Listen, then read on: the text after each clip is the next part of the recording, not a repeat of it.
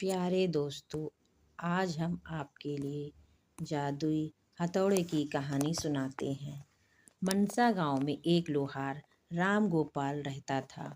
उसका एक भरा पूरा परिवार था, जिसका लालन पालन करने के लिए उसे कई बार दिन रात काम करना पड़ता था। रोज की तरह आज भी काम पर जाने से पहले राम गोपाल ने अपना खाने का डिब्बा बांधने के लिए अपनी पत्नी से कहा। पत्नी जब डिब्बा लेकर आई तो राम गोपाल ने कहा, मुझे आज आने में देर हो जाएगी, शायद मैं रात को ही आऊं।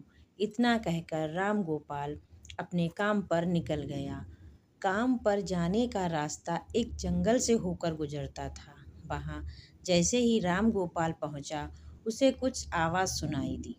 जैसे ही राम गोपाल कुछ पास गया तो उसने देखा कि एक साधु भगवान का मंत्र जपने के साथ ही हंस रहा है। हैरान होकर राम गोपाल ने पूछा, आप ठीक हैं? उस साधु को राम गोपाल नहीं जानता था, लेकिन साधु ने एकदम से उसका नाम लेकर कहा, आओ राम गोपाल बेटा, मैं तुम्हारा ही इंतजार कर रहा था। मैं भूखा हूँ, मुझे अपने खाने के डिब्बे से कुछ खिला दो। बाबा से अपना नाम सुनकर राम गोपाल हैरान था, लेकिन उसने कोई सवाल नहीं किया और सीधा अपना खाने का डिब्बा निकालकर उन्हें दे दिया। खाना खा लिया। उसके बाद उस साधु ने कहा, बेटा, मैं तो सारा खाना खा गया, अब तुम क्या खाओगे? मुझे माफ करना। राम गोपाल ने कहा, कोई बात नहीं बाबा, मैं काम के लिए बाजार जा रहा हूँ, तो मैं वहीं कुछ ना कुछ खा लूँगा। यह सुनकर उस साधु ने राम गोपाल को खूब आशीर्वाद दिया और भेंट के तौर पर एक हथौड़ा दिया। राम गोपाल ने कहा, आपका आशीर्वाद काफ़ी है, मैं इस हथौड़े का क्या करूँगा? इसे आप ही रखिए। साधु ने जवाब देते हुए कहा, बेटा, यह मामूली हथौड़ा नहीं है, यह जादुई हथौड़ा है जो मेरे गुरु ने मुझे दिया था और अब मैं तुझे दे रहा हूँ, क्योंकि तुम्हारा दिल साफ है। इसका इस्तेमाल अच्छे कामों के लिए ही करना और किसी दूसरे के हाथ में इसे कभी मत देना। इतना कहकर वह बाबा वहां से अदृश्य हो गया। राम गोपाल अपने हाथों में हथौड़ा लेकर बाजार काम करने के लिए चला गया। औजार बनाने से पहले उसके दिमाग में आया कि आज इसी हथौड़े से लोहा पीटता हूँ। जैसे ही उसने लोहे पर हथौड़े से चोट मारी, वो सीधा औजार बन गया। दूसरी चोट में लोहे के बर्तन बन गए। राम गोपाल समझ गया कि यह जादुई हथौड़ा है। वो बनाने के लिए जो भी सोचता, वह चोट मारता, लोहा सीधे वही बन जाता। जादुई हथौड़े की वजह से राम गोपाल का काम जल्दी खत्म हो गया और वो अपने साथ ही उस जादुई हथौड़े को घर ले गया।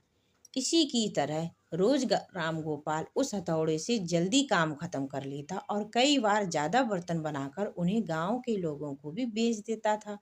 धीरे धीरे उसके घर के हालात पहले से कुछ ठीक होने लगे। एक दिन गांव का मुखिया उसके घर आया और बोला, हम गांव वालों को शहर जाने में बहुत ज़्यादा समय लगता है, क्या तुम अपने हथौड़े से गांव और शहर के बीच आने वाला एक पहाड़ तोड़ने में मदद करोगे? इससे बीच में एक सड़क बना लेंगे और गांव से शहर का सफ़र आसान हो जाएगा और छोटा भी हो जाएगा। मुखिया की बात सुनकर राम गोपाल ने उसे जादुई हथौड़े से उस पहाड़ को तोड़ दिया। मुखिया और गांव के लोग बहुत खुश हुए और उसे खूब शाबाशी दी। पहाड़ तोड़ने के बाद घर लौटते समय लोहार के मन में हुआ कि जादुई हथौड़े से मेरा काम जल्दी हो जाता है, लेकिन कुछ ज़्यादा फायदा हो नहीं रहा। इसी सोच में डूबे हुए लोहार घर जाने की जगह दुखी होकर जंगल की तरफ चला गया। उस जंगल में वही साधु बाबा लोहार को दोबारा दिखा। लोहार ने उन्हें अपने मन की सारी बातें बता दी। साधु ने कहा, इसका उपयोग सिर्फ औजार और बर्तन बनाने व पहाड़ तोड़ने तक सीमित नहीं है।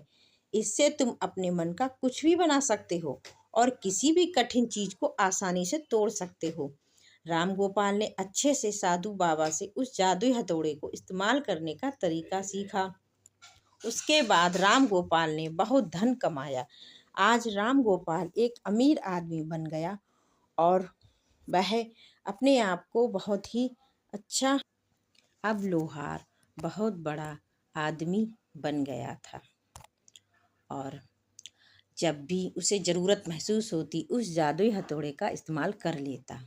कहानी से हमें यह सीख मिलती, चाहे कोई वस्तु हो या दिमाग हो, इनका इस्तेमाल पूरी तरह से करना चाहिए। साथ ही अपने पास मौजूद सामान का मोल समझना ज़रूरी है। व्यर्थ हताश होने की कोई बात नहीं है। हमारे पास जो भी सामान है उसका हम सही से इस्तेमाल करें।